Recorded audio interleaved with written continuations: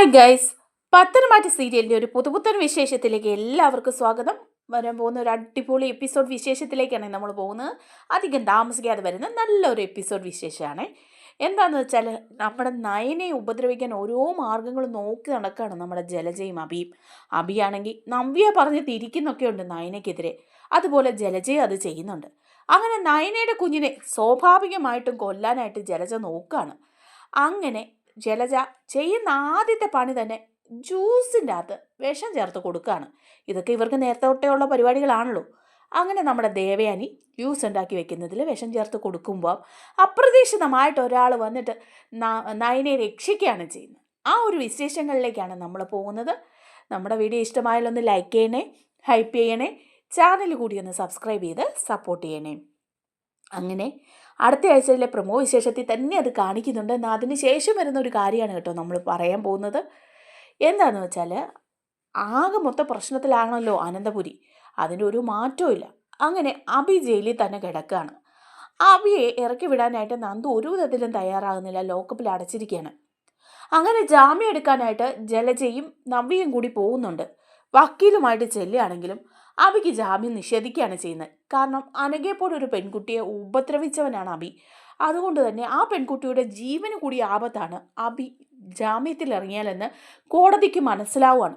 പക്ഷേ ഈ സംഭവമൊന്നും നമ്മുടെ നവിക്കും ജലജയ്ക്കും മനസ്സിലാവുന്നില്ല. അഭി എന്തിനാണ് അനഘയെ ഉപദ്രവിക്കാൻ ചെന്നതെന്നും ഒന്നും.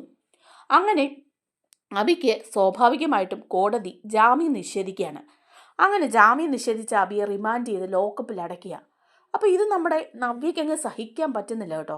നവ്യ അവിടെ ചെന്ന് അഭിയെ കാണുന്നൊക്കെയുണ്ട്. അപ്പോൾ കാണുമ്പം അഭി ലോക്കപ്പിൽ ഇങ്ങനെ കിടക്കുകയാണ്. ജയിലിലെ വസ്ത്രങ്ങളൊക്കെ ഇട്ടിട്ട് തന്നെയാണ് കിടക്കുന്നത്. ആ സമയം നവ്യ ചെന്നിട്ട് പറയുന്നുണ്ട്, എൻ്റെ അഭി നിനക്ക് ഗതി വന്നല്ലോ എന്ന് പറയാണ്. നിന്നെ ജാമ്യത്തിലിറക്കാൻ ഞാൻ ഒരുപാട് ശ്രമിച്ചതാണ്. സ്റ്റേഷൻ ജാമ്യത്തിന് വേണ്ടിയിട്ട് നന്ദുവിനെ പോയി കണ്ടതാ. പക്ഷേ നന്ദു അടുക്കുന്ന ലക്ഷണമേ ഇല്ല. അവൾ ഒരിക്കലും ജാമ്യം തരില്ലെന്നാണ് പറഞ്ഞത്. നീ ഇതിനു മാത്രം എന്ത് തെറ്റാ അഭി ചെയ്തത്? നിന്നോട് അവരൊക്കെ ചെയ്യുന്നത് ക്രൂരതയല്ലേ അഭി എന്ന് ചോദിക്കുക. അപ്പം അഭിയാണെങ്കിൽ എങ്ങനെയെങ്കിലും ഒന്ന് തിളപ്പിച്ച് വിടാൻ വേണ്ടിയിട്ട് അഭി പറയാണ്, അതെ തീർച്ചയായിട്ടും നിനക്ക് ഇപ്പോഴാണോ നവ്യ ഇത് മനസ്സിലായത്? ഞാൻ പല പ്രാവശ്യം നിൻ്റെ അനിയത്തിയെക്കുറിച്ചിട്ടും ഒക്കെ പറഞ്ഞിട്ടില്ലേ? നിൻ്റെ അനിയത്തിമാർ അവർ നിനക്കെതിരാ, പണ്ട് തൊട്ടേ അങ്ങനെ തന്നെയാ. അപ്പം പിന്നെ നീ അത് വിചാരിച്ച് ജീവിച്ചാൽ മതി എന്ന് പറയാണ്. അപ്പം നവ്യ പറയുന്നുണ്ട്, ശരിയാ അവരെനിക്കെതിരാ. നന്ദു ആണെങ്കിൽ ആ നയന പറയുന്ന കേട്ടേ ജീവിക്കുള്ളൂ. നയനെയും മാതശിനെയും രക്ഷിക്കാൻ വേണ്ടിയിട്ടാണ് നന്ദു ഇപ്പോൾ ഈ കളിയൊക്കെ കളിക്കുന്നത്, നിനക്ക് ജാമ്യം തരാതിരിക്കുന്നതും. അതുപോലെ തന്നെ അഭി, ഞങ്ങൾ കോടതിയിലും വക്കീലുമായിട്ട് എത്തിയെങ്കിലും അവിടെയും അവർ വാദിച്ച് നേടി. നിനക്കെതിരെ എന്തൊക്കെയോ കള്ള തെളിവുകൾ അവർ കോടതിയിൽ സമർപ്പിച്ചിട്ടുണ്ട്. അതുകൊണ്ടല്ലേ നിനക്ക് ജാമ്യം കിട്ടാതിരുന്നേന്ന്. അപ്പോഴേക്കും അബിക്കൊരു ഞെട്ടൽ തോന്നുകയാണ് കേട്ടോ. ഇപ്പോഴും ദേ ഇവൾ അറിഞ്ഞിട്ടില്ല അനഘയുടെ വിഷയവും പാമ്പിനെ കൊണ്ടുവന്ന കാര്യമൊന്നും ഇവൾ അറിഞ്ഞിട്ടില്ല. ആകെ മൊത്തം അറിഞ്ഞിരിക്കുന്നത് മൂർത്തീസ് ജ്വല്ലറിയിൽ നടത്തിയ തിരിമറി മാത്രമാണ്. അതുകൊണ്ട് ഇവളെ അങ്ങ് പറ്റിച്ചു കളയാന്ന് അബിക്ക് തോന്നുക. കുരുട്ട് ബുദ്ധിക്കാരനല്ലേ അബി. കുരുട്ട് ബുദ്ധി വെച്ചിട്ട് അബി ചിന്തിക്കുകയാണ്, എങ്ങനെയെങ്കിലും ഇവളെയും ഇവളുടെ അനിയത്തിമാരെയും തമ്മിൽ തെറ്റിക്കണം. അങ്ങനെ തെറ്റിച്ചാൽ മാത്രമേ എനിക്ക് നിലനിൽപ്പുള്ളൂ. ഇല്ലെങ്കിൽ ഇവരെല്ലാം ഒന്നായിട്ടുണ്ടെങ്കിൽ നവ്യ അവളും അനിയത്തിമാരുടെ കൂടെ ചേർന്ന് എന്നെ ഒഴിവാക്കും. ഇല്ലെങ്കിൽ അവൾ എന്നെ വെട്ടിക്കൊല്ലും. അത്രയ്ക്ക് ദേഷ്യം അവൾക്ക് എന്നോടുണ്ട് എന്നിങ്ങനെ ചിന്തിക്കുക. അപ്പോൾ അഭി എങ്ങനെയെങ്കിലും ഒന്ന് തിരികേറ്റാൻ വേണ്ടി അഭി പറയുക, ശരിയാ കോടതിയിൽ എന്തെങ്കിലുമൊക്കെ കള്ള തെളിവുകൾ നിൻ്റെ അനിയത്തി സമർപ്പിച്ച് കാണും. നന്ദുവിന് അതിന് ബുദ്ധിമുട്ടൊന്നുമില്ലല്ലോ, അവളൊരു SI അല്ലേ. പോലീസുകാർ വിചാരിച്ചാൽ എന്തെല്ലാം കള്ള തെളിവുകൾ ഉണ്ടാക്കാൻ പറ്റും. അല്ലാതെ ഞാനിപ്പം എന്ത് വലിയ തെറ്റ് ചെയ്തിട്ടാ നവ്യയെ? അപ്പം നവ്യം പറയും, ശരിയാ അതാ അഭി ഞാനും ആലോചിക്കുന്നത്. വീട്ടിലുള്ളവരെല്ലാവരും മുത്തശ്ശനും മുത്തശ്ശിയും വരെ നിന്നെ കുറ്റപ്പെടുത്തുകയാണ്. നിനക്ക് വേണ്ടി ജാമ്യത്തിന് അപേക്ഷിക്കാൻ പോലും അവരാരും തയ്യാറാകുന്നില്ല. അതിനു മാത്രം എന്ത് കുറ്റം അഭി നീ ചെയ്തത്? നീ ആ ജ്വല്ലറിയിൽ ചെറിയ ഒരു കള്ളത്തരം നടത്തി. തെറ്റാണെന്നുള്ളത് ശരി തന്നെയാ. അത് നിന്റെ നിവർത്തിക്കേടുകൊണ്ട് നീ ചെയ്തതാ. സ്വന്തം ജ്വല്ലറിയിൽ തന്നെയല്ലേ നീ ചെയ്തത്. അതിനു വേണ്ടിയിട്ട് ഇവർ ഇത്രയൊക്കെ മസിൽ പിടിക്കേണ്ട കാര്യമുണ്ടോ? നീ ചെയ്ത തെറ്റിന് കുടുംബത്തിൽ എന്തെങ്കിലും ശിക്ഷ തരുമോ, അല്ലെങ്കിൽ നിന്നെ ആ സ്ഥാനത്ത് നിന്ന് മാറ്റുമോ? അങ്ങനെ എന്തെങ്കിലും ചെയ്താൽ പോരെ? ഇങ്ങനെ ജയിലിലൊക്കെ പിടിച്ചിട്ട് ശിക്ഷ അനുഭവിക്കാനും കേസ് കളിക്കാനും ഒക്കെ വേണ്ടിയിട്ട് ഏതെങ്കിലും കുടുംബത്തിലുള്ളവർ വിട്ടുതരുമോ? ഇതെന്താ ഇവരിങ്ങനെയൊക്കെയെന്നാണ് ഞാൻ ആലോചിക്കുന്നത്. അല്ല, കോടതി എന്ത് തെളിവ് കിട്ടിയിട്ടാണ് നിനക്ക് ജാമ്യം പോലും നിഷേധിച്ചതെന്ന് എനിക്ക് മനസ്സിലാവുന്നില്ല ബി. അപ്പോൾ അഭി പറയാം, അതാ എനിക്ക് മനസ്സിലാവാത്തത്. എന്ത് തെളിവായിരിക്കും നിന്റെ അനിയത്തി നന്ദു എനിക്കെതിരെ അവിടെ സമർപ്പിച്ചിട്ടുണ്ടാവുക എന്നൊക്കെ ഇങ്ങനെ പറയാം. എന്നിട്ട് അഭി പറയുന്നുണ്ട്, ഇതൊക്കെ ആ നന്ദുവിൻ്റെ കളിയാണ്. നന്ദുവിന് ഒരു കാര്യം സാധിക്കണം, അതിന് വേണ്ടിയിട്ടാണ് അവൾ ഇങ്ങനെയൊക്കെ കാണിക്കുന്നതെന്ന് പറയാം. അപ്പോൾ നവ്യ പറയാ, അത് എന്താന്ന് ചോദിക്കുക. അപ്പോൾ പറയാ, നിനക്കറിയില്ലേ, അനിയുമായിട്ട് അവളുടെ വിവാഹം നടക്കണം. അനിയെ വിവാഹം കഴിച്ചവൾക്ക് അനന്തപുരിയിലേക്ക് വരണം. അതിന് വേണ്ടിയിട്ട് നിന്റെ ചേച്ചിയും ആദർശേട്ടനും ഒത്താശ ചെയ്ത് കൊടുക്കാമെന്ന് പറഞ്ഞിട്ടുണ്ടാവും. അതുകൊണ്ടാണ് അവർക്ക് വേണ്ടി ഈ കള്ളക്കളിയൊക്കെ നന്ദു ചെയ്യുന്നത്. അപ്പം നവ്യം പറയാ, ശരിയാ, അത് നേരാ. ആ, അതിനു വേണ്ടി തന്നെയാ. നീ ഒരു കാര്യം ഓർത്തോ, ഒരിക്കലും നന്ദു അനിയുടെ ഭാര്യയായിട്ട് അനന്തപുരിയിലേക്ക് വരരുത്. വന്നു കഴിഞ്ഞാൽ നിന്റെ ചേച്ചിയും അവളും കൂടെ, അനിയത്തിയും അവളും കൂടെ ഒന്നാവും. നയനയും അന്തവും കൂടെ ഒന്നായാൽ നീ പിന്നെ പുറത്താവും എന്നുള്ള കാര്യത്തിൽ സംശയമില്ല. അതുകൊണ്ട് ഒരിക്കലും അത് നടക്കരുത്, അവരൊന്നാവരുതെന്ന് പറഞ്ഞു കൊടുക്കുക. അപ്പം നവ്യം പറയാ, ശരിയാ, അതിനു വേണ്ടി ഞാൻ ശ്രമിക്കും. ഒരിക്കലും നന്ദു അനിയുടെ ഭാര്യയായിട്ട് അനന്തപുരി വരില്ല. അല്ലേലും നന്ദാവനത്തിൽ നിന്ന് ഇനി ഒരു പെണ്ണുകൂടി അനന്തപുരിയിലേക്ക് വരണ്ട. ഇപ്പോൾ ഉള്ളതൊക്കെ തന്നെ ധാരാളം. എൻ്റെ അനിയത്തിമാര് എൻ്റെ ശത്രുക്കളാ എന്നൊക്കെ ഇങ്ങനെ നവ്യം പറയാം. അപ്പോൾ അഭി പറയുന്നുണ്ട്, നീയേ ദേ അതിന് വേണ്ടിയിട്ടൊക്കെ ചിന്തിക്കണം. ഞാനിപ്പോൾ ഈ കാര്യങ്ങൾ പറഞ്ഞു തരുമ്പം നിനക്കത് മനസ്സിലാവും. നേരത്തെ ആയിരുന്നെങ്കിൽ നിനക്കിത് മനസ്സിലാവില്ലായിരുന്നു എന്ന് പറയാം. അപ്പം നവ്യ പറയുന്നുണ്ട്, ശരിയാ അഭി, ഇത്രയും നാളും എനിക്കിത് മനസ്സിലായില്ല. ഇനിയിപ്പം നീ പറയുന്ന എന്താണോ അത് ഞാനങ്ങ് അനുസരിക്കും, അത് ഞാൻ ചെയ്യും, അതുപോലെ തന്നെ ചെയ്യും എന്ന് പറഞ്ഞ് അഭിക്ക് ഒത്താശ ചെയ്ത് കൊടുക്കുക. അഭിക്ക് അന്നേരം ഭയങ്കര സന്തോഷമാകാണ് കേട്ടോ അഭിയുടെ കുരുട്ടുബുദ്ധിയിൽ. കാരണം ഇത്രയൊക്കെ പണി ഒപ്പിച്ചല്ലോ, ഇനിയിപ്പോൾ പ്രശ്നമില്ലല്ലോ എന്നൊക്കെ ഉള്ളൊരു ചിന്തയിൽ അഭിയോ ഇങ്ങനെ നിൽക്കുക. അങ്ങനെ നവ്യ അവിടെ നിന്ന് പോരുക. പോന്നു കഴിയുമ്പോഴേക്കും ജലജയും വന്ന് കണ്ട് ജലജയും നവ്യയും കൂടെ സംസാരിക്കുക. അപ്പം ജലജയോട് നവ്യ പറയുന്നുണ്ട്, അഭിയെ ചെന്ന് കണ്ടിട്ട് എനിക്ക് സഹിക്കാൻ പറ്റിയില്ല. അവൻ ആ ജയിൽ വസ്ത്രങ്ങളൊക്കെ ഇട്ട് ആ ലോക്കപ്പിൽ കിടക്കുന്ന കണ്ടിട്ട് എനിക്ക് സഹിക്കാൻ പറ്റുന്നില്ല എന്ന് പറയാണ്. അപ്പോഴേക്കും ജലജ പറയാ, ഇപ്പം മനസ്സിലായില്ലേ, നിന്റെ ഭർത്താവ് അഭിയെ ജയിൽ പുള്ളിയാക്കാൻ വേണ്ടിയിട്ടാ ഈ വീട്ടിലുള്ളവരും നിന്റെ അനിയത്തിമാരും ശ്രമിക്കുന്നത്, അത് മനസ്സിലായില്ലേ? അപ്പം നവ്യ പറയാ, എനിക്ക് മനസ്സിലായി. അതിനു മാത്രം എന്ത് തെറ്റാ അഭി ചെയ്തത്? ജുവലറിയിലെ കള്ളത്തരം നടത്തിയതിന് ഇങ്ങനെ ലോക്കപ്പിലിട്ട് ശിക്ഷിക്കേണ്ട കാര്യമുണ്ടോ? മാതൃകാപരമായിട്ട് വീട്ടിൽ തന്നെ അവനൊരു ശിക്ഷ കൊടുത്തൂടെ? അവനെ തരം താഴ്ത്തിക്കൂടെ? അവനെ ചുമതലകളിൽ നിന്ന് മാറ്റിക്കൂടെ? ഇങ്ങനെ സ്വന്തം വീട്ടിലുള്ള ഒരാളെക്കെതിരെ കേസ് കൊടുത്ത് അയാളെ ജയിലിലടയ്ക്കാൻ ആരാ തയ്യാറാവുക? അപ്പം ജലജ പറയാ, ഇവിടെയുള്ളവർ അതും ചെയ്യും, അതിൻ്റെ അപ്പുറവും ചെയ്യും. അതിൻ്റെ ഫലമാണ് എൻ്റെ മോൻ അനുഭവിച്ചുകൊണ്ടിരിക്കുന്നത്. അല്ലെങ്കിൽ ഞാനും എൻ്റെ മോനും ഒക്കെ പുറമ്പോക്കാം. ഇപ്പം നീയും അങ്ങനെ തന്നെയാ. നിന്റെ അനിയത്തിമാർക്ക് ഈ വീട്ടിലുള്ള സ്ഥാനമൊന്നും നിനക്കില്ല. അതുകൊണ്ട് നീ ഒരു കാര്യം ഓർത്തു, ഒരിക്കലും നന്ദു ഈ വീട്ടിൽ അനിയുടെ ഭാര്യയായിട്ട് വരരുത്. അതിന് നീ സമ്മതിക്കരുത്. അങ്ങനെ ഇവിടെ എത്തിയ നയനയും അതുപോലെ നന്ദുവും ഒന്നാവും. നിന്നെ ഇവിടുന്ന് അടിച്ച് പുറത്താക്കാൻ അവരുമാർ രണ്ട് കൂട്ടു നിൽക്കുകയും ചെയ്യും. അല്ല, ഇപ്പോഴും അത് തന്നെയാണല്ലോ നടക്കുന്നത്. അപ്പോഴേക്കും ഉടനെ തന്നെ പറയുന്ന നവ്യ, ഞാൻ ജീവനോടെ ഇരിക്കുന്ന കാലത്തോളം നന്ദു അനിയുടെ ഭാര്യയായിട്ട് ഈ വീട്ടിൽ വരാൻ പോകുന്നില്ലെന്ന് പറയാണ്. അപ്പം ജലജയ്ക്കും കുറച്ചങ്ങ് സന്തോഷമായി. പിന്നെ ജലജ അടുത്ത കാര്യം എടുത്തിടുവാണ്, അതെ നവ്യേ, എനിക്ക് വേറൊരു കാര്യം കൂടി നിന്നോട് പറയാനുണ്ട്. നമ്മളോട് ഈ ചെയ്തതിനൊക്കെ നമ്മൾ എന്തെങ്കിലും ചെയ്യണ്ടേ? അപ്പോൾ നവ്യം പറയും, ശരിയാ, എനിക്കാണെങ്കിൽ രോഷം കൊണ്ട് അടക്കി നിർത്താൻ പറ്റുന്നില്ല. അത്രയ്ക്ക് ദേഷ്യമുണ്ട് എനിക്ക് നയനയോട്. അപ്പോഴേക്കും ജലജ പറഞ്ഞു കൊടുക്കുക, അതെ, ദേഷ്യം കൊണ്ട് മാത്രം കാര്യമില്ല. ഇനിയിപ്പോൾ അവൾക്ക് ഓരോരോ നേട്ടങ്ങൾ ഉണ്ടാകാൻ പോവാ. അതൊക്കെ കണ്ട് വീർപ്പ് മുട്ടി ഇങ്ങനെ ഇരിക്കാനായിരിക്കും നമ്മുടെ യോഗം.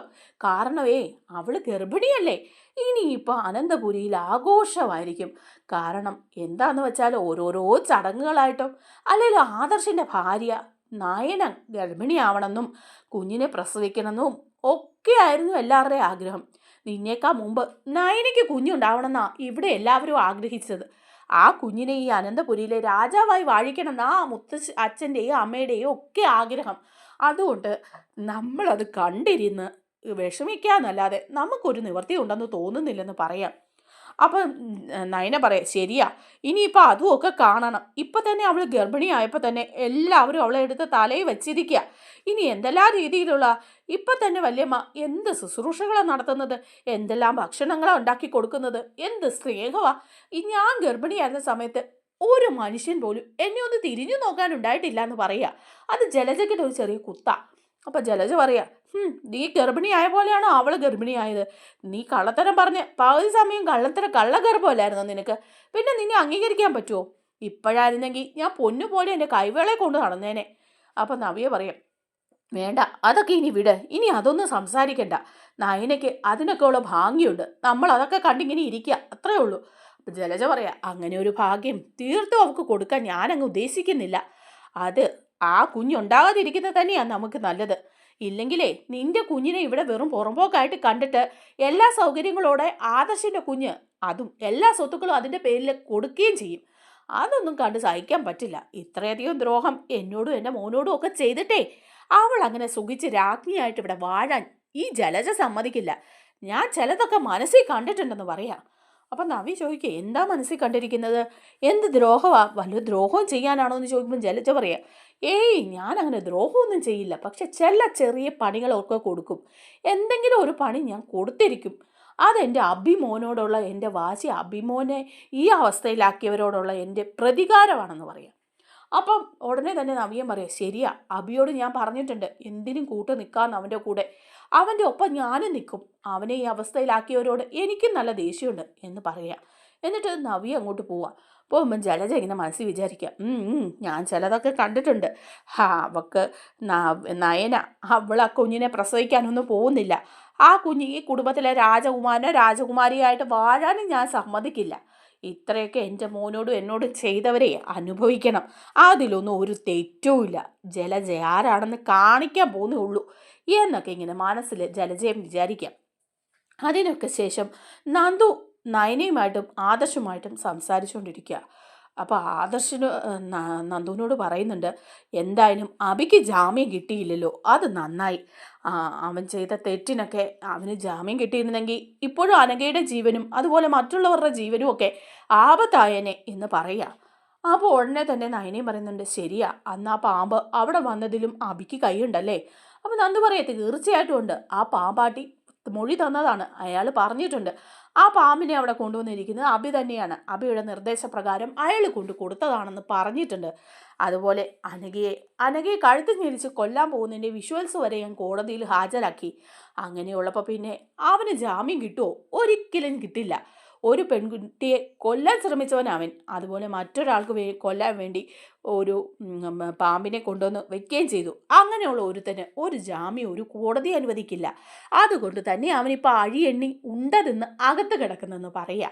അപ്പോൾ ആദർശ് പറയുന്നുണ്ട്, അവനൊരു വിഷപ്പാമ്പാണ്, അവനെ സൂക്ഷിക്കണം, അവൻ ഇറങ്ങിക്കഴിയുമ്പം നമുക്ക് പ്രതികാരം ചെയ്യാൻ വേണ്ടി നടക്കും എന്ന് പറയുമ്പം നയന പറയുക, അതിലും വലിയൊരു വിഷം വീട്ടിലുണ്ടല്ലോ അപ്പച്ചി എന്തൊക്കെയാണ് ഇനി ചെയ്ത് കൂട്ടാൻ പോകുന്നതെന്ന് അറിയില്ല. മകൻ ജയിലിലായതിൻ്റെ ദേഷ്യത്തിൽ എല്ലാവരോടും പ്രതികരിച്ചിങ്ങനെ നടക്കുകയാണ്. എന്തെല്ലാമാ പറയുന്നതെന്ന് പോലും അറിയില്ല. പ്രതികാരം വീട്ടും, ഇതിനൊക്കെ പകരം ചെയ്യുമെന്ന് അവിടെ വെല്ലുവിളിക്കുന്നുണ്ട്. അതൊക്കെ ഇനിയിപ്പം എന്താവോ ആരൊക്കെ ചെയ്യുമെന്ന് അറിയില്ല എന്ന് പറയുക. അപ്പോൾ നന്ദു പറയുന്നുണ്ട്, ചേച്ചിയൊന്ന് സൂക്ഷിക്കുന്നത് നല്ലതാ. ചേച്ചിയോട് അവർക്ക് നല്ല ദേഷ്യമുണ്ട്. ഇപ്പോൾ പോരാഞ്ഞിട്ട് നവ്യേച്ചിക്ക് നല്ല ദേഷ്യമുണ്ട്. അതുകൊണ്ട് ചേച്ചി ഇപ്പം ഗർഭിണി കൂടി ആയതുകൊണ്ട് എല്ലാ കാര്യത്തിലും ഒരു ശ്രദ്ധ വയ്ക്കണം. ഇവരെ ഒന്നും വിശ്വസിക്കാനേ പറ്റില്ല എന്ന് പറയുക. അപ്പം നയന പറയുന്നുണ്ട്, അതൊക്കെ ഞാൻ ശ്രദ്ധിച്ചോളാന്ന് പറയാം. അപ്പോൾ ആദർശേട്ടനും ഈ കാര്യത്തിൽ ഒരു ശ്രദ്ധയൊക്കെ വയ്ക്കണം എന്ന് പറഞ്ഞു കൊടുക്കുകയാണ് നന്ദു. അങ്ങനെയൊക്കെ കാര്യങ്ങൾ പോവുകയാണ്. അതേസമയം അനന്തപുരിയിലാണെങ്കിൽ ഒരു ഭയങ്കര ചണ്ട തന്നെ നടക്കുകയാണ്. അടുക്കള ബഹളം എന്ന് തന്നെ പറയാം കേട്ടോ. എന്തു പറഞ്ഞാൽ നവ്യയും അതുപോലെ ജലജയും കൂടി സമരത്തിനായിട്ട് തന്നെ ഇറങ്ങിയിരിക്കുകയാണ്. എല്ലാ കാര്യത്തിലും എതിർക്കാനും നയനെയും ദേവയാനിയൊക്കെ കൊച്ചാക്കാനും എപ്പോഴും അവിടെ രണ്ടടുക്കളയാക്കാനും ഒക്കെയുള്ള ശ്രമം അവർ നടത്തിക്കൊണ്ടിരിക്കുകയാണ്. അങ്ങനെ ഇരിക്കുമ്പോഴാണ് അടുക്കളയിൽ എല്ലാവരും കൂടി നിൽക്കുന്ന സമയത്ത് ജലജയും നവിയും ഒക്കെയുണ്ട്. ദേവയാനിയും നയനയും എല്ലാവരും ഉള്ള സമയത്ത് ജലജ വരെയാണ്. ജലജ വന്നിട്ട് നയനയോട് ചോദിക്കുക, ഇപ്പോൾ സമാധാനമായി കാണും നിനക്ക്, ഗർഭിണിക്കുള്ള പരിചരണമൊക്കെ കിട്ടുന്നുണ്ടല്ലോ, സുഖമല്ലേ? സുഖം. നിന്റെ അനിയത്തിയുണ്ടല്ലോ, അവള് എന്താണ് വിചാരിച്ചിരിക്കുന്നതെന്ന് എനിക്ക് നന്നായിട്ട് അറിയാം. എൻ്റെ മോനെ പിടിച്ച് അകത്തിട്ടിരിക്കുന്ന എന്തിനു വേണ്ടിയിട്ടാണെന്നും അറിയാം. അല്ല, നീയൊക്കെ പറ, അവൻ ചെയ്ത വലിയ തെറ്റെന്താ? അവനെ ഇതുപോലെ ജാമ്യം പോലും കിട്ടാതെ ലോക്കപ്പിലിടാൻ മാത്രം എന്ത് തെറ്റാ അബി ചെയ്തത്? അപ്പോഴേക്കും ദേവയാനി പറയുന്നുണ്ട്, ജലജ നീ നിർത്ത്, ആ സംസാരം ഇനി വേണ്ട. അവൻ എന്ത് തെറ്റാ ചെയ്തതെന്ന് എല്ലാവർക്കും അറിയാം. അത് കോടതിക്കും പോലീസിനും ഒക്കെ ബോധ്യമായ കാര്യമാണ്. കോടതിക്ക് അത് ബോധ്യമായതുകൊണ്ടാണല്ലോ അവനെ ജാമ്യം നിഷേധിച്ചത്. അപ്പോഴേക്കും നവ്യ പറയാ, പിന്നെ കോടതിയിലെ കള്ള തെളിവുകൾ നിരത്തിയാൽ ജാമ്യം നിഷേധിക്കുകയല്ല, ചിലപ്പോൾ തൂക്കിക്കൊല്ലാൻ വരെ വിധിക്കും. അതെ, അന്വേഷണ ഉദ്യോഗസ്ഥരുടെ ഉത്തരവാദിത്ത അവർ ചെയ്തിരിക്കുന്ന കാര്യങ്ങളാ ഇത് എന്ന് പറയുമ്പോഴേക്കും ഉടനെ തന്നെ നയന പറയാ, എന്തിനാ നവ്യച്ചി ഇങ്ങനെ പറയുന്നത്? നന്ദുവിനെ കുറിച്ചാണോ ചേച്ചി ഇങ്ങനെ പറയുന്നത്? നന്ദു ഒരിക്കലും കള്ള തെളിവുകളൊന്നും നിരത്തി അബിയെ അകത്താക്കില്ല. അതിൻ്റെ ആവശ്യമില്ല അവക്ക്. അബി തെറ്റ് ചെയ്തത് കൊണ്ട് തന്നെയാണ് അവൻ അവക്കത്ത് കിടക്കുന്നത്. അല്ലെങ്കിൽ അബിക്ക് ഇങ്ങനെ ഒരു അവസ്ഥ വരാൻ നന്ദു സമ്മതിക്കുമെന്ന് ചേച്ചിക്ക് തോന്നുന്നുണ്ടോ? അപ്പോൾ ഉടനെ തന്നെ പറയാണ്, ഇല്ല എനിക്ക് തോന്നുന്നില്ല. നേരത്തെ ആയിരുന്നെങ്കിൽ ചിലപ്പം അവൾ ചെയ്യില്ലായിരുന്നു, പക്ഷെ ഇപ്പം ചെയ്യും. അവളെ ബ്ലാക്ക് മെയിൽ ചെയ്ത് നീ കൂടെ നിർത്തിയിരിക്കല്ലേ. അപ്പം നയന ചോദിക്കുക, അതെന്തിനാ ഞാൻ നന്ദുവിനെ ബ്ലാക്ക് മെയിൽ ചെയ്ത് കൂടെ നിർത്തുന്നത്? എന്താ എനിക്ക് അതിൻ്റെ ആവശ്യം എന്താ? അപ്പോഴേക്കും പറയാ നവ്യ, അതെന്താണെന്ന് ഞാൻ പറയണ്ടല്ലോ. ഇവിടെ അനിയുടെ ഭാര്യയായിട്ട് കയറിക്കൂടാൻ നോക്കിയിരിക്കുന്നവളാ നന്ദു. അതിനിപ്പോൾ ചില തടസ്സങ്ങളൊക്കെ ഉണ്ട്. നീയും നിന്റെ ഭർത്താവ് ആദർശം കൂടി പറഞ്ഞിട്ടുണ്ടാവും അതങ്ങ് നടത്തി തരാമെന്ന്. ഇങ്ങനെ ചില കാര്യങ്ങളും ഉപകാരങ്ങളും നിങ്ങൾക്ക് വേണ്ടി ചെയ്താൽ അവളെ അനിയെ ഒന്നിപ്പിക്കാമെന്ന് പറഞ്ഞിട്ടുണ്ടായിരിക്കും. അങ്ങനെ അനന്തപുരി കയറി കൂടാൻ വേണ്ടിയിട്ട് തന്നെയാണ് അവൾ ഇതൊക്കെ ചെയ്ത് കൂട്ടുന്നത്. ആ കാര്യത്തിൽ സംശയമൊന്നും എനിക്കില്ലാന്ന് പറയാം. അപ്പോഴേക്കും നയന പറയാം, ചേച്ചി ഇതേ വേണ്ടാതീനം പറയരുത്. നന്ദു മനസ്സിൽ പോലും അങ്ങനെ ഒരു കാര്യം ചിന്തിച്ചിട്ടുമില്ല, ഞങ്ങൾ അതിനെക്കുറിച്ച് സംസാരിച്ചിട്ടുമില്ല എന്ന് പറയാം. അപ്പോഴേക്കും ഉടനെ തന്നെ നവ്യ പറയാം, പിന്നെ സംസാരിച്ചിട്ടില്ല. അവൾ ഈ വീട്ടിൽ വന്ന് കയറാൻ വേണ്ടിയിട്ടാണ് ഈ കുതന്ത്രങ്ങളെല്ലാം പയറ്റുന്നതെന്ന് എനിക്ക് നന്നായിട്ടറിയാം. പക്ഷെ ഒരു കാര്യം ഓർത്തു, നിങ്ങളെപ്പോലെ 2 അനിയത്തിമാരുണ്ടായിപ്പോയെന്നുള്ളത് എൻ്റെ ശാപം തന്നെയാണ്. പക്ഷേ ഇതിനുള്ള പണി ഞാൻ അവക്കും കൊടുക്കും, നിനക്കും തരും. കാരണം എൻ്റെ അബിയ അവിടെ ജയിലിൽ കിടക്കുന്നത്, എൻ്റെ കുഞ്ഞിൻ്റെ അച്ഛനാ ആ ജയിലിൽ കിടക്കുന്നത് എന്നൊക്കെ അങ്ങ് വികാരാധീനമായിട്ട് പറയാം. അപ്പോൾ ജലജയും പറയാം, ഇങ്ങനെ ചില കാര്യങ്ങളൊക്കെ ചെയ്തു കൂട്ടുന്നവരുണ്ടല്ലോ, ചെവിയെ നുള്ളിക്കോ, അതിനുള്ള പ്രതിഫലം കിട്ടിയിരിക്കുമെന്ന് പറയാം. അപ്പം ദേവയാനി പറയാം, എന്താ ജലജ നീ ഉദ്ദേശിക്കുന്നത്? ഇനിയിപ്പം എന്ത് ചെയ്യാനാ? നയന മോൾ ഗർഭിണിയാ, അവളെ എന്തെങ്കിലും രീതിയിൽ ഉപദ്രവിക്കണം എന്നാണോ നീ പറയുന്നത്? അയ്യോ, പിന്നെ എനിക്ക് അവളെ ഉപദ്രവിച്ചിട്ട് എന്ത് കാര്യ?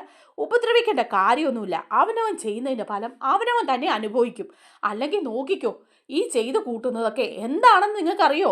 എൻ്റെ അബി എന്ത് തെറ്റ് ചെയ്തിട്ടാ ഇങ്ങനെയൊക്കെ ജയിലിൽ പോയി കിടക്കുന്നതെന്ന് അറിയോ എന്ന് പറയാം. അപ്പോൾ ദേവയാനി പറയാ, അബി ചെയ്ത തെറ്റെന്താണെന്ന് എല്ലാവർക്കും ബോധ്യമുണ്ട്. നിങ്ങൾക്ക് 2 പേർക്കും അതില്ലെങ്കിൽ അതിപ്പോൾ വിശദീകരിക്കേണ്ട ആവശ്യമില്ല. എന്തായാലും അവൻ തെറ്റ് ചെയ്തിട്ട് തന്നെയാണ് അകത്ത് കിടക്കുന്നത്. ഇനിയിപ്പോൾ അതിൻ്റെ പേരിലൊരു ചർച്ചയൊന്നും ഈ അനന്തപുരിയിൽ വേണ്ടാന്ന് പറയാം. അപ്പം ജലജ പറയുന്നുണ്ട്, വേണ്ട, ഞാനും എൻ്റെ മരുമകളും പുറമ്പോക്കല്ലേ, ഞങ്ങൾ നിങ്ങളുടെ കൂടെ കൂടുന്നില്ല. നിങ്ങൾ ഉണ്ടാക്കുന്ന ഭക്ഷണമൊന്നും ഞങ്ങൾക്കും വേണ്ട, ഞങ്ങൾ വേറെ ഭക്ഷണം ഉണ്ടാക്കി കഴിച്ചോളാം. ഇങ്ങനെ ഒത്തൊരുമയില്ലാതെ ഒരു കുടുംബത്തിൽ ഒന്നിച്ച് ഭക്ഷണം ഉണ്ടാക്കി കഴിക്കേണ്ട ആവശ്യമില്ലല്ലോ. ഞാനും നവിയും കൂടി ഞങ്ങൾക്കുള്ള ഭക്ഷണം ഉണ്ടാക്കിക്കോളാം. അതിനായിട്ട് ഏടത്തെയും മറ്റുള്ളവരൊന്നും ബുദ്ധിമുട്ടേണ്ട കാര്യമില്ലെന്ന് പറയാം. അപ്പം ദേവയാനി പറയുന്നുണ്ട്, ആയിക്കോ, എന്താ വേണേലും ആയിക്കോ എന്ന് പറയാണ് കേട്ടോ. അതേസമയം ജലജ നല്ല വ്യക്തമായിട്ട് പ്ലാൻ ചെയ്യാണ് നയനയുടെ കുഞ്ഞിനെ കൊല്ലാനായിട്ട്. അതിനുവേണ്ടി ജലജ ഒരു പൊടി വാങ്ങിക്കുകയാണ്. ഇവർക്കെല്ലാം പൊടി വാങ്ങിയിട്ടുണ്ടല്ലോ, അങ്ങനെ ഒരു വിഷപ്പൊടിയായിരിക്കും, എന്തോ പൊടി വാങ്ങിക്കുക. അത് വാങ്ങിച്ച് രഹസ്യമായിട്ട് വെച്ചിരിക്കുക. ഒരു കടലാസിലൊക്കെ പൊതിഞ്ഞാണ്, എവിടുന്നാണെന്നറിയില്ല അതൊക്കെ വാങ്ങിച്ച് കൊണ്ടുവന്നിരിക്കുന്നത്. കൊണ്ടുവന്ന് കഴിയുമ്പം ജലജ ആലോചിക്കുകയാണ്, എങ്ങനെയെങ്കിലും ഈ സാധനം ഇവളുടെ വയറ്റിലെത്തണം, ഇവളുടെ കുഞ്ഞില്ലാതാവണം. ഇവൾ കൂടി ഇല്ലാതായാലും കുഴപ്പമില്ല. പക്ഷേ അന്ന് അനാമിക പാലിന് വിഷം ചേർത്ത് ഈ നവ്യയുടെ കുഞ്ഞിനെ കൊല്ലാൻ നോക്കിയപ്പം അത് ഏടത്തെ എടുത്ത് കുടിച്ച് ആകെ കുളമായി. ഇതിപ്പോൾ അങ്ങനെ ഒരു സംഭവം ഉണ്ടാവരുത്, നയനയ്ക്ക് തന്നെ ഇത് സംഭവിക്കണം. അതിന് ഞാൻ കുറച്ച് നോക്കിയും കണ്ടുമൊക്കെ ചെയ്യണം. ഞാൻ ചെയ്തതാണെന്ന് ആർക്കും തോന്നുകയും ചെയ്യരുത്. ഇനിയിപ്പോൾ എന്തെങ്കിലും സംശയം വന്നാലും അത് എൻ്റെ തലയിൽ തന്നെ വരും, അത് ഉറപ്പാണ്. പക്ഷേ അത് കണ്ടും കേട്ടും തന്നെ ചെയ്യണം. ഈ ഏടത്തേടെ തലയിൽ തന്നെ വച്ചു കൊടുക്കണം. അവസാനം എല്ലാവരും അറിയണം, അമ്മായിയമ്മ മരുമോക്ക് ജ്യൂസിൽ വിഷം കലർത്തി കൊടുത്ത് കൊന്നൂന്ന്. നേരത്തെ ഇവർ ശത്രുക്കളായിരുന്നല്ലോ, പിന്നെ ഇപ്പം കുറച്ച് കാലം കൊണ്ടല്ലേ ഈ സ്നേഹബന്ധം ഉണ്ടായത്. അതില്ലാത്തത് കൊണ്ടും ഇങ്ങനൊരു അവസരം കിട്ടിയപ്പം നല്ല രീതിയിൽ ഏടത്തി അതങ്ങ് പ്രയോഗിച്ചു എന്ന് വരുത്തി തീർക്കണം. അതിനായിട്ട് ഞാൻ കാത്തിരിക്കുകയാണെന്ന് വിചാരിക്കാം. അങ്ങനെ നിൽക്കുമ്പോഴാണ് നമ്മുടെ ദേവയാനി ജ്യൂസൊക്കെ ഉണ്ടാക്കി വെച്ചിരിക്കുക. ജ്യൂസ് ഉണ്ടാക്കിയിട്ട് നയനയ്ക്ക് കൊടുക്കാൻ വേണ്ടിയിട്ട് എടുത്ത് വെച്ചിരിക്കുക. അത് നമ്മുടെ ജലജ കാണുക. അപ്പോൾ തന്നെ ജലജ ഈ പൊടി എടുത്തിട്ട് വരിക. ആരും ഇല്ലാത്ത തക്കം ചുറ്റും പുറവും നോക്കിയിട്ട് ഈ പൊടി സാധാരണ പോലെ ആ ജ്യൂസിലേക്ക് കലക്കി അങ്ങ് വയ്ക്കുകയാണ്. എന്നിട്ട് മനസ്സിൽ വിചാരിക്കുന്നുണ്ട്, ഇതുകൊണ്ട് നീ തീരും, നിൻ്റെ അഹങ്കാരം തീരും, ഏടത്തിയുടെ അഹങ്കാരം അങ്ങ് തീരും എന്നൊക്കെ ഇങ്ങനെ വിചാരിക്കുക. അപ്പോഴേക്കും എന്നിട്ട് മാറി നിൽക്കുക, ഇതെടുത്ത് നയന കുടിക്കുന്നുണ്ടോ എന്ന് കാണാൻ. അങ്ങനെ നിൽക്കുമ്പോൾ ദേവയാനി തന്നെ ഇതെടുത്ത് വെച്ചേച്ച് പിന്നെ കുറെ കഴിഞ്ഞാൽ കേട്ടോ എടുത്തുകൊണ്ട് നായനയ്ക്ക് കൊണ്ട് കൊടുക്കുക. അപ്പോൾ നയനയ്ക്ക് ടേബിളിൽ കൊണ്ട് വച്ചിരിക്കുകയാണ്. എന്നിട്ട് നയന ഡ്രസ്സൊക്കെ മടക്കിയിട്ടൊക്കെ വരിക. അപ്പോൾ നയനയോട് പറയുന്നുണ്ട്, നയന മോളെ ജ്യൂസ് കൊണ്ട് വച്ചിട്ടുണ്ട്, എടുത്ത് കുടിക്കാൻ പറയുക. ആ ശരി അമ്മയെന്ന് പറയാം. അങ്ങനെ നയന ഡ്രസ്സൊക്കെ അവിടെ വെച്ചിട്ട് ജ്യൂസ് എടുത്ത് കുടിക്കാൻ വരികയാണ്. അപ്പോൾ ഇതെല്ലാം ജലജ ഒളിച്ച് നിന്ന് നോക്കുക കേട്ടോ. അങ്ങനെ നോക്കി നിൽക്കുമോ, ഇപ്പം കുടിക്കും എന്ന് പറഞ്ഞ്. അങ്ങനെ നയന ആ ജ്യൂസ് ഗ്ലാസ് എടുത്ത് കുടിക്കാനായിട്ട് ഇങ്ങനെ വായിലേക്ക് കൊണ്ടുപോകുന്ന സമയത്ത് തന്നെ നമ്മുടെ ജാനകി അങ്ങോട്ട് വരിക. ജാനകി അത് തട്ടിക്കളയാണ്. തട്ടിക്കളയുമ്പം ചോദിക്കുന്നുണ്ട് നയന, എന്താ ഇളയമ്മ ഇങ്ങനെ ചെയ്തത്, അതെന്താ ജ്യൂസ് തട്ടിക്കളഞ്ഞെന്ന് ചോദിക്കുക. മോളിപ്പോൾ അത് കുടിക്കണ്ട എന്ന് പറയാണ് ജാനകി. ജാനകിയുടെ സ്വഭാവമൊക്കെ മാറിയല്ലോ. അപ്പോൾ ജാനകി പറയാ അത് കുടിക്കണ്ട. നയനി ചോദിക്കുക, അതെന്താ അമ്മ ഉണ്ടാക്കിക്കൊണ്ട് വന്ന് വെച്ച ജ്യൂസാ, അതെന്താ കുടിക്കേണ്ടെന്ന് പറഞ്ഞു. അതിപ്പോൾ കുടിക്കേണ്ട, അതുകൊണ്ട് തന്നെയാണ്. കാരണം വേറൊന്നുമല്ല, ജലജയ്ക്ക് നിന്നോട് നല്ല ശത്രുതയുണ്ട്. അവൾ ആ അടുക്കളയിൽ കിടന്ന് പരുങ്ങുന്നതും എന്തൊക്കെയോ കാട്ടിക്കൂട്ടുന്നതും ഒക്കെ ഞാൻ കണ്ടതാ. ഇതിലെന്തെങ്കിലും പണി ചെയ്തിട്ടുണ്ടോ എന്ന് അറിയില്ലല്ലോ. മോള് ഗർഭിണിയായിട്ടിരിക്കുന്ന സമയത്ത് അങ്ങനെ ഒരു അനുഭവം ഉണ്ടാവണ്ട. ജലജ എന്തെങ്കിലും കാട്ടിക്കൂട്ടും, അവളുടെ സ്വഭാവം അറിയാലോ. ഈ ജ്യൂസ് മോള് കുടിക്കണ്ട, അതുകൊണ്ടാണ് ഞാൻ തട്ടിക്കളഞ്ഞെന്ന് പറയുകയാണ് കേട്ടോ. ഇത് കേട്ട് അന്തം വിട്ട് കണ്ണ് തള്ളി നിൽക്കുകയാണ് കേട്ടോ നമ്മുടെ ജലജ.